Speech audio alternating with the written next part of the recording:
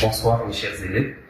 Donc, dans le cadre de la préparation des capsules numériques éducatives que le ministre de l'Éducation nationale met à la disposition de tous les élèves, donc l'académie régionale de Gulmé-Moine et la direction provinciale de Gulmé a le plaisir de vous présenter les cours de la deuxième année collégiale Parcours international.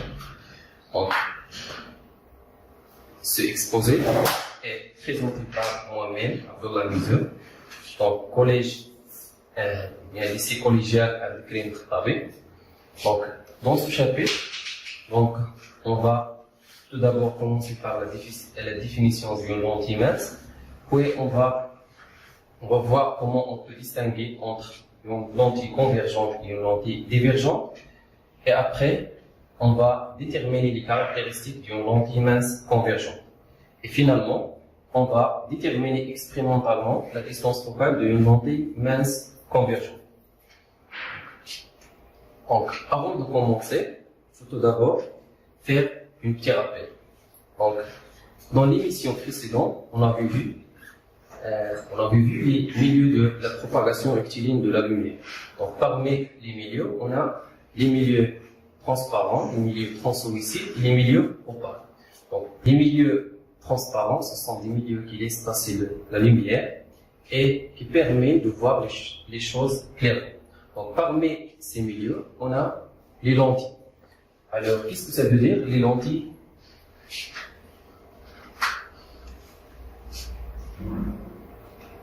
Donc, pour déterminer la définition de lentille mince, on va voir plusieurs dispositifs optiques qui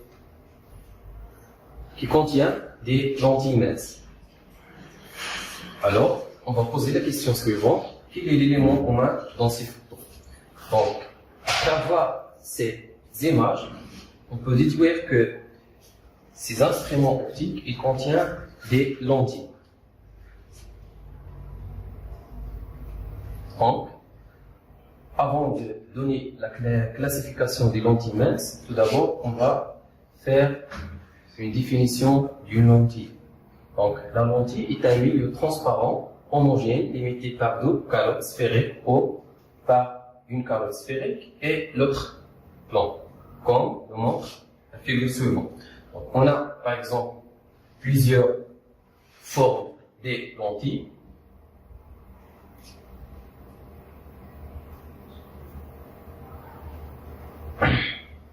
On passe maintenant à la classification des lentilles. Donc, on peut classer les lentilles selon la forme géométrique. Donc, on a, par exemple, des lentilles à bord mince. Bord mince, ça veut dire qu'on a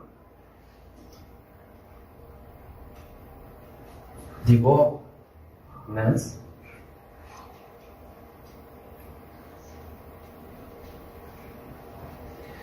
Donc, bord mince est plus épais au milieu. Puis on a l'autre lentille, les lentilles à bord épais, ça veut dire qu'on a un épaisseur au bord qui est très grand par rapport au milieu.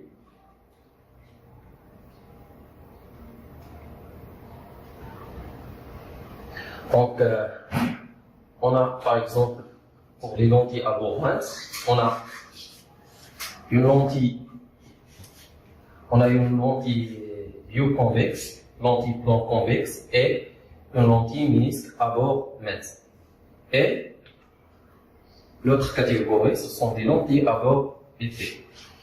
Donc, bord épais et au milieu, ils sont très petits. Donc, on a les catégories suivantes: lentille bioconcave, lentille plan concave et le ménisque à bord épais. Puis on peut aussi classer les lentilles à partir des faisceaux lumineux obtenus. Donc, dans cette expérience, classer les lentilles selon la forme géométrique ou bien à partir des faisceaux lumineux obtenus. Donc, on va faire l'expérience suivante. On a une lentille à bord mince et une lentille à bord épais. Donc, on fait en projetant un faisceau parallèle sur les deux lentilles et on va voir comment est le faisceau obtenu. Donc, dans la première figure, on voit qu'on a obtenu un faisceau lumineux qui est quoi? Convergent. Puis, dans l'autre lentille, on a obtenu un faisceau lumineux divergent. Donc, à partir de ces deux expériences, quel est le type de faisceau obtenu pour chaque lentille? Donc, pour la première lentille, donc les rayons qui passent par la lentille s'écartent. Puis, dans la deuxième lentille, les rayons qui passent par la lentille s'émergent en un point. Ça veut dire qu'on a, dans la lentille à bord épais, on a obtenu un faisceau divergent, et dans les lentilles à bord mince, on a obtenu un faisceau convergent.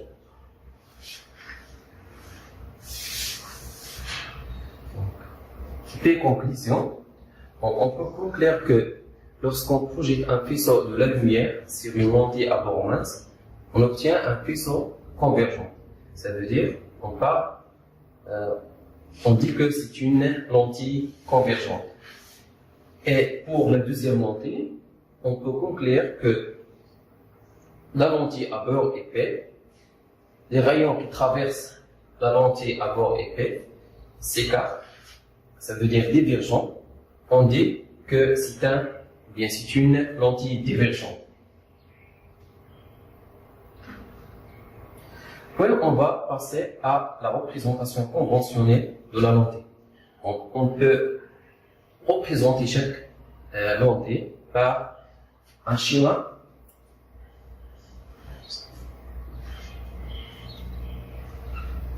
Voilà, pour le premier schéma, on a la représentation conventionnelle de la lentille convergente et on a la représentation d'une lentille divergente. Donc, lentille convergente, ça veut dire une lentille à bord mince. Et lentille divergente, ça veut dire une lentille à bord épais. Puis, on a l'axe suivant, l'axe qui est perpendiculaire à la lentille et qui passe par le milieu de la lentille, s'appelle l'axe optique.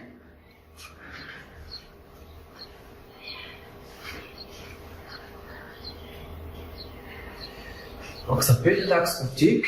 Puis, le point O, c'est le centre optique. Donc, dans la représentation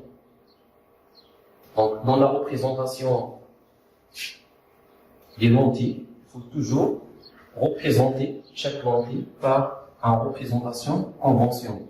Donc, pour les lentilles convergentes, on a la représentation suivante. Et pour les lentilles divergentes, on a la représentation suivante.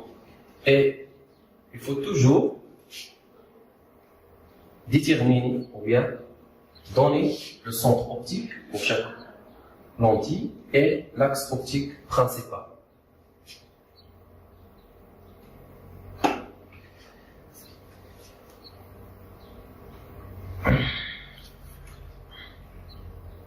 Donc, qu'est-ce que ça veut dire l'axe optique? Donc, l'axe optique, c'est un axe de symétrie de la lentille qui passe par le centre optique et qui est perpendiculaire à la lentille. Puis, le centre optique, noté O, c'est l'intersection de l'axe optique et le centre de la lentille. Puis, on passe à déterminer les caractéristiques d'une lentille mince. Donc, chaque lentille est caractérisée par certaines caractéristiques. Donc, parmi les premières caractéristiques, on a le foyer objet F et le foyer image. Donc, qu'est-ce que ça veut dire le foyer objet et le foyer image? Donc, on va faire l'expérience suivante. On va placer une lentille convergente face au soleil, ou bien la loupe, puis une feuille parallèle à la lentille sert l'écran, puis éloigner la lentille pour obtenir la plus petite tache lumineuse et mesurer la distance entre la loupe et mesurer la distance entre la loupe et la feuille. Donc, ce point, ou bien cette tache lumineuse, s'appelle le foyer MH, F'. Donc, on peut le représenter dans la figure suivante. Donc, voilà. Et vous pouvez faire l'expérience chez vous. Donc, en utilisant la loupe et la feuille.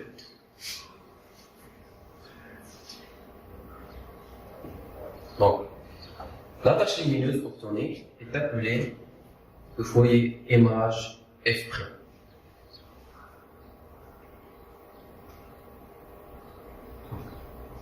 Donc, on peut représenter le foyer image F' dans la figure suivante. Alors, tout rayon qui est toujours parallèle à l'axe optique s'émerge en passant par F'. Voilà, c'est F'. Donc, on observe que le faisceau s'émerge à travers une lentille et se converge à un point F' qui appartient à l'axe optique principal. Donc, le point F' est appelé le foyer principal image noté F'. Puis on passe. Donc, la lentille convergente possède aussi un autre foyer qui s'appelle le foyer principal objet, noté F, qui est symétrique à l'axe optique. Donc voilà, on a F', on a F' et on a le point F qui sont symétriques à l'axe optique.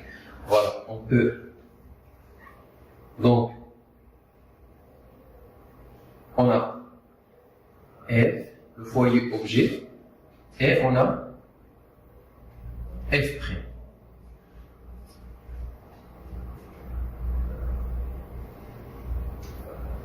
Bon, chaque lentille possède deux points. Le premier point s'appelle le foyer objet F. Il se caractérise par tout rayon incident passant par F émerge dans la lentille parallèlement à l'axe optique. Puis on a le deuxième point, c'est le foyer image F' qui se caractérise par tout rayon incident parallèle à l'axe optique d'une lentille convergente émerge passant par F.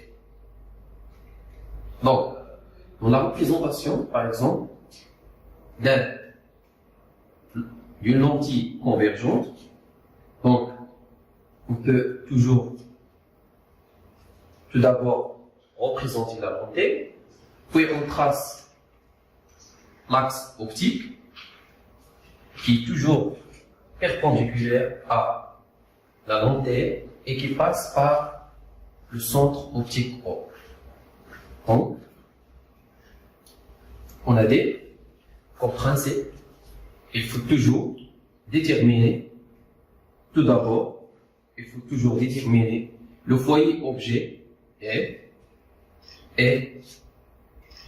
le foyer image F'. Puis, tout rayon, on a dit que tout rayon qui est parallèle à l'axe optique, donc c'est un rayon lumineux, deux rayons lumineux qui sont parallèles à l'axe optique, qui passent à travers la lentille et qui passent par le foyer image F'. Donc voilà, on obtient un faisceau convergent. Puis on passe, donc voilà. Puis la deuxième caractéristique, on a la distance focale notée F. Donc, qu'est-ce que ça veut dire la distance focale? Donc, la distance focale séparant le centre optique du foyer objet F et le foyer image F, ou bien le foyer image et le centre optique. Donc, on a par exemple, le schéma suivant. Donc, on a un faisceau parallèle, une lentille convergente. Donc, on a le foyer image. Donc, la distance entre le centre optique O et le foyer image f' s'appelle la distance focale. Voilà, la distance focale. Donc, la distance, c'est pas ou bien la distance entre le centre optique R ou bien le centre optique O et le foyer image f'. Donc voilà, c'est la deuxième caractéristique d'une lentille convergente. Puis on passe à déterminer d'autres caractéristiques. Mais tout d'abord, il faut savoir que la distance focale, elle, ne change pas, même si on tourne la lentille. Puis chaque lentille se caractérise par une distance focale. Donc, pour la troisième caractéristique d'une lentille image convergente, on a la vergence. Qu'est-ce que ça veut dire la vergence? Bon, pour cela, on fait l'expérience suivante. Donc, on fait projeter un faisceau parallèle sur deux lentilles convergentes, L1 et L2. Donc, d'après l'expérience suivante, on peut remarquer que L1, la lentille L1, peut converge les rayons plus proches à son centre optique. On dit que la lentille L1 est plus convergente que la lentille L2. Donc voilà, on a dans l'expérience suivante, on a F', donc le foyer image, et dans l'autre lentille F' qui est située plus proche à le centre optique de la lentille L2. Donc, d'après cette expérience, on peut conclure que la vergence est une grandeur physique exprimer la capacité d'une lentille à faire converger les faisceaux lumineux qu'il reçoit. Il est égal à l'inverse de la distance focale exprimée en dioptrie. Ça veut dire que c'est la vergence est égale à l'inverse de la distance focale, 1 sur F. Donc, on a dit que la distance focale s'exprime en mètres et que la vergence s'exprime en dioptrie. Dioptrie s'écrit comme ça.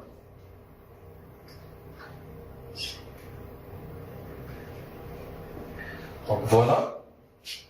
Donc c'est la relation qui permet de calculer la vergence pour une lentille convergente. Donc on va faire l'application suivante. On a par exemple une lentille convergente. Donc d'après le schéma suivant, on peut déterminer la vergence de cette lentille. Donc tout d'abord, il faut déterminer la distance focale. La distance focale, on a dit que c'est la distance entre le centre optique O et le foyer image F'. Donc, d'après l'échelle suivante, on a 5 cm pour chaque gradation. Ça veut dire que la distance focale égale à 10 cm. Donc, on va faire tout d'abord, on va donner tout d'abord la relation qui permet de calculer la vergence. On a C1 égale à 1 sur F. Donc, F1, on a dit qu'il est égal à 10 cm. Donc, avant de faire l'application numérique, il faut toujours convertir le centimètre en mètre. Puisqu'on a la distance focale, il s'exprime toujours en mètres. Voilà. Donc, 1 sur 0,10 mètres, nous donne 10 dioptries. Et dans le schéma de la lentille L2, on peut aussi déterminer la vergence de cette lentille à partir de ce schéma. Donc, on a que la distance focale égale à 15 cm. Voilà, on a 3 gradations. Donc ça veut dire que C2 égale 1 sur F2. Donc application numérique, ça veut dire que C2 égale 1 sur 1 divisé par 0,15.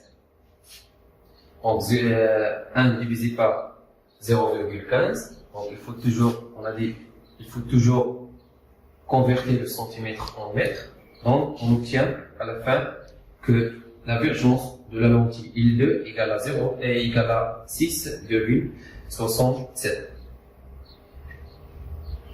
Puis, on a l'exercice suivant. Donc, on a l'énoncé de l'exercice. On a deux lentilles convergentes, telles que la lentille L1 de divergence égale à 10 dioptries et la lentille L2 de distance focale F2 égale à 50 cm. Donc, la première question, calculer la divergence de la lentille L2. Puis, deuxième question, comparer la divergence de la lentille L1 et la lentille L2. Donc, avant de répondre à la première question, il faut toujours déterminer les données de l'exercice. Donc, pour répondre à la question 1, déterminer la divergence de L2, on a la distance focale F2 égale à 50 cm, qui est égale à 0,5 m, en utilisant le tableau de conversion. Donc, puis, on va donner la relation qui permet de calculer la divergence. On a, d'après le cours, C2 égale à 1 sur F2. Donc, application numérique, on va remplacer F2 par sa valeur, qui est égale à 0,5 m. Donc, il nous donne à la fin 2 dioptries. Donc, puis la deuxième question, comparer la divergence C1 et C2. Donc, on a C2 égale à 2 dioptries et C1 égale à 10 dioptries. Ça veut dire que la divergence de la lentille L1 est plus grande que la lentille L2. Et dernièrement, donc, remarque l'association de deux lentilles convergentes L1 et L2 formant une lentille de divergence qui est égale à la somme des deux lentilles. Ça veut dire qu'on a par exemple, on a une lentille L1 de C1 qui est égale à 10 dioptries et lentille L2 de divergence C2 qui est égale par exemple à 5 dioptries. Donc, lors de l'association, qu'est-ce que ça veut dire l'association? Ça veut dire l'association des deux lentilles. Elles nous donnent une lentille. Ça veut dire elles nous donnent une lentille de divergence C qui est égale à la divergence de la première lentille plus la divergence de la deuxième lentille. Ça veut dire que C égale la divergence de la lentille égale à 10 plus 5, qui nous donne 15 dioptries. Et voilà, merci pour votre attention.